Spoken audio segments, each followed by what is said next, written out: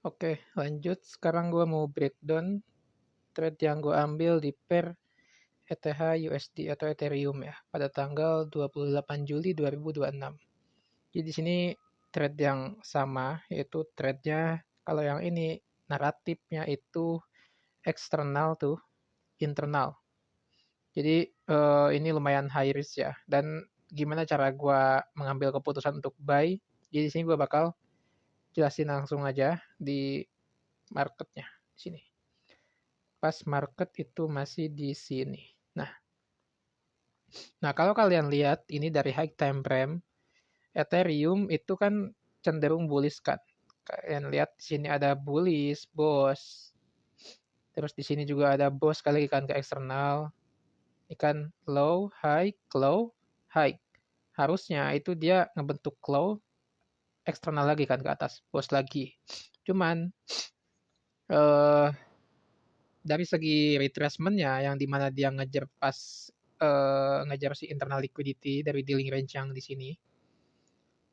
Nah, itu dia retracement-nya lumayan impulsif ya. Kalian lihat dari sini itu dia retracement ngebentuk EPG bearish kan.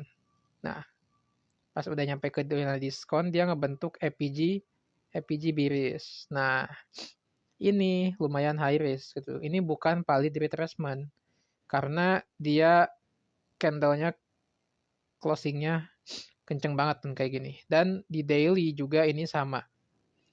Di daily itu juga close-nya CRT. Nah, ini dia close-nya CRT.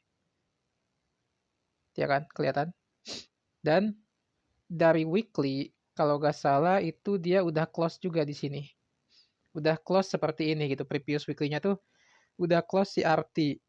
Makanya di sini naratifnya menurut gue itu bukan lagi ke atas lagi buat ngejar next boss-nya di atas ini. Karena retracement-nya itu gak mendukung untuk lanjut ke atas gitu.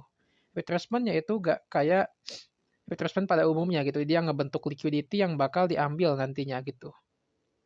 Dan kalau kita cek ke 1 jam ini juga sama. Ya kan? Di MSS yang pertama dari 1 jam itu di sini kan. Yang dimana dia ngejar si internal liquidity dari 4 jam. Dan eh, dia ada struktur yang mendukung banget buat dia lanjut ke bawah gitu. Ini MSS, terus dia retracement ke internal, ngejar OB, terus di sini dia ngebos lagi.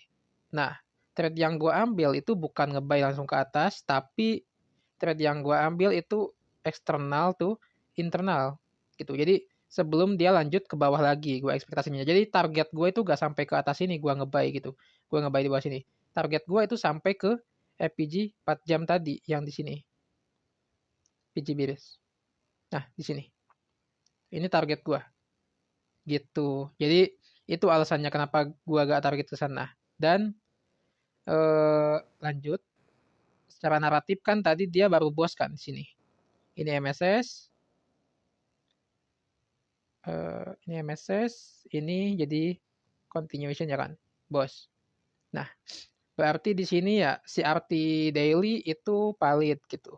CRT daily ini itu valid. Karena dari 1 jamnya juga itu mendukung buat ngejar si dealing range low dari 4 jamnya tadi di sini gitu. Jadi dan di weekly-nya juga itu juga udah close kayak gini. Close CRT weekly kan. Tuh lihat.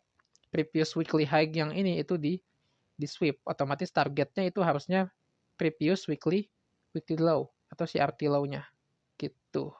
Dan eh trade yang gue ambil itu di zona ini yang dimana gue kalian lihat kan di sini baru bos kan belum ada yang namanya retracement ke atas lagi sebelum dia lanjut ke bawah.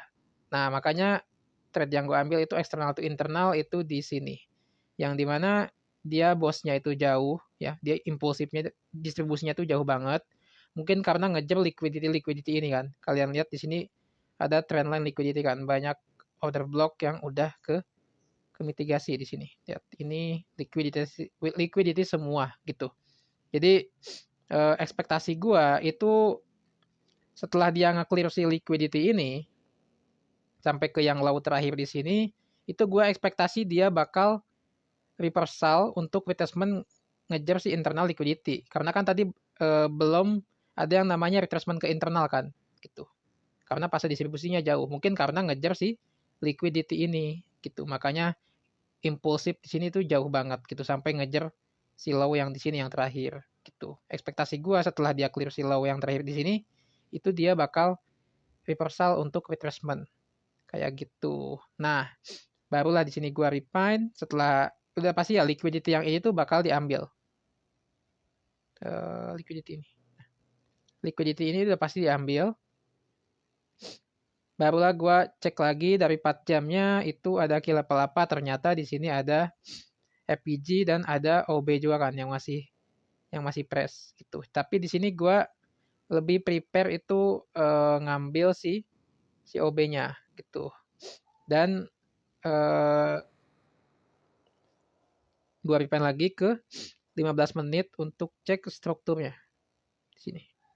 Nah, di sini gua nyari last liquidity-nya karena kan tadi liquidity yang kelihatan di 4 jam itu hanya yang ini kan. Barulah di sini gua refine lagi, gua ngecek apakah ada liquidity yang tidak kelihatan atau enggaknya gitu dari LTF-nya. Kalau dicek di M15 ini masih sama aja.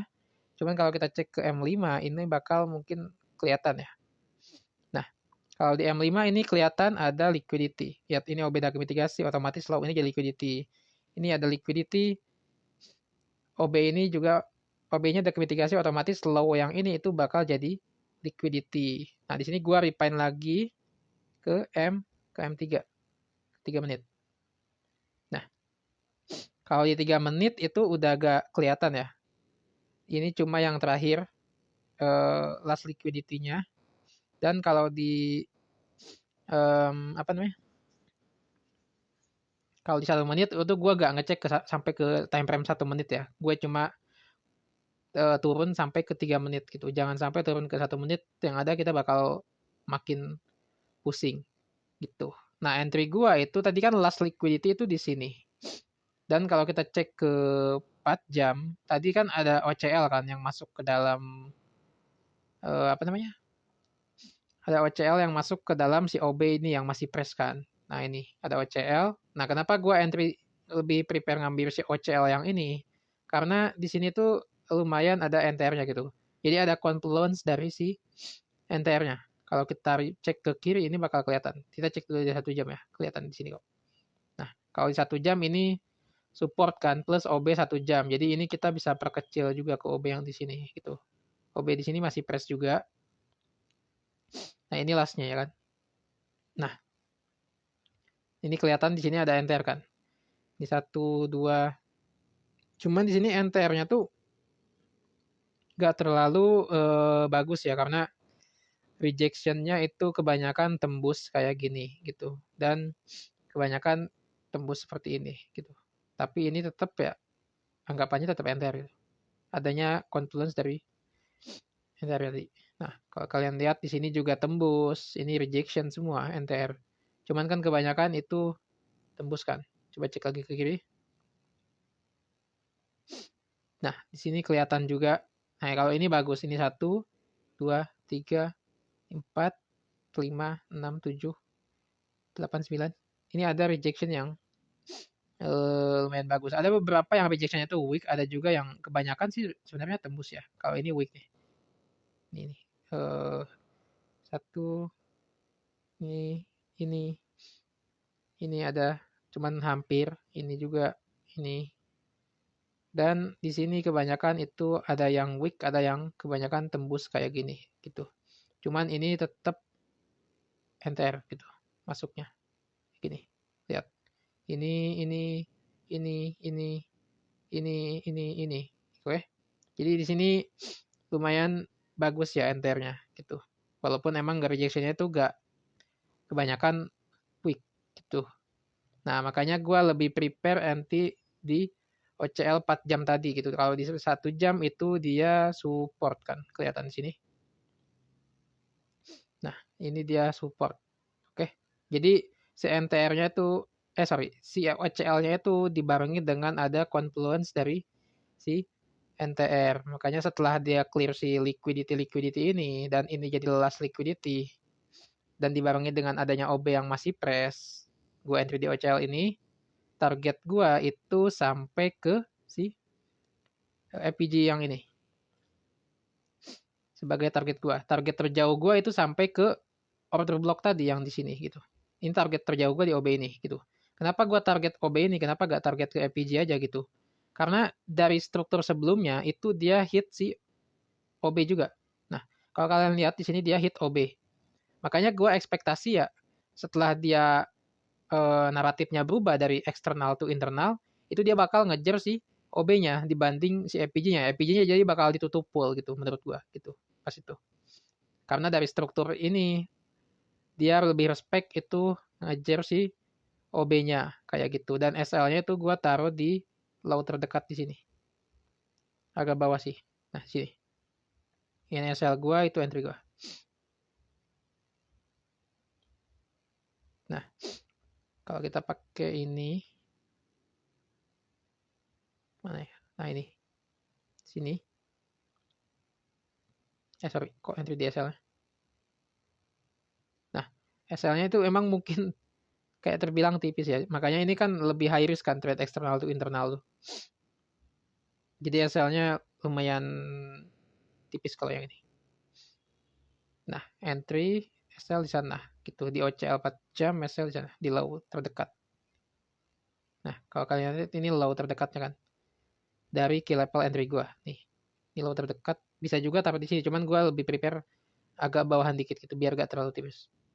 Kayak gitu. Nah, lihat di sini setelah dia mulai placement, hit dan langsung. Nah, kalau gua SL tadi agak atasan, itu mungkin bakal ke tap gitu. Tapi kalau di sini dia hampir ngambil SL gua. Dan langsung impulsive move kan setelah dia clear liquidity dan